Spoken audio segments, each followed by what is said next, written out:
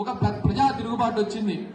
మీకెందుకు ఉండాలి? దొరలనే వాళ్ళు ఉన్నారు ఈ ప్రాంతంలో, జాగీర్దారులు ఉన్నారు. ఒక రాజు నిజాం రాజు హైదరాబాద్ గోల్కొండ కోటలో ఉంటే ఆ రాజుకి మొత్తానికి కింద నుంచి దోపిడీ చేసేవాళ్ళు ఎవరు అంటే జాగీర్దారులు అనేవాళ్ళు ఉండేవారు, జమీందారులు ఉండేవాళ్ళు. వీళ్ళు ఊర్లలో ఉండేవాళ్ళు. ఒక ఊరిలో ఒక పటేల్ ఉండేవాడు. ఆ పటేలుతో పాటు మాలీ పటేల్ అని ఒక అతను ఉండేవాడు. ఈ పటేలు, మాలీ పటేలు, జాగీర్దారులు, జమీందారులు అంతా కలిసి ప్రజలందరినీ చిత్రహింసలు పెట్టి ప్రజల దగ్గర శిస్తు రూపంలో పన్నులు, డబ్బులు అన్నింటినీ లాక్కొని 100,000 ఎకరాలు వాళ్ళ కింద పెట్టుకునేవాళ్ళు.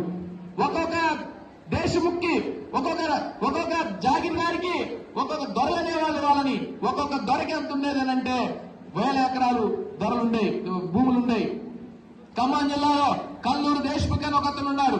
వరంగల్ జిల్లాలో ఇష్మూరు దేశ్ముఖ్ అని రామచంద్రరెడ్డి అని ఒక అతను ఉన్నాడు. అతనికి ఎంత ఉండేదనంటే భూమి 1000 ఎకరాలు. ఉదాహరణకి ఈ రోజు ఇక్కడ ఇబ్రహీంపట్నం నుంచి తన సామ్రాజ్యం భూములు మొదలైతే చార్మినార్, గోల్కొండ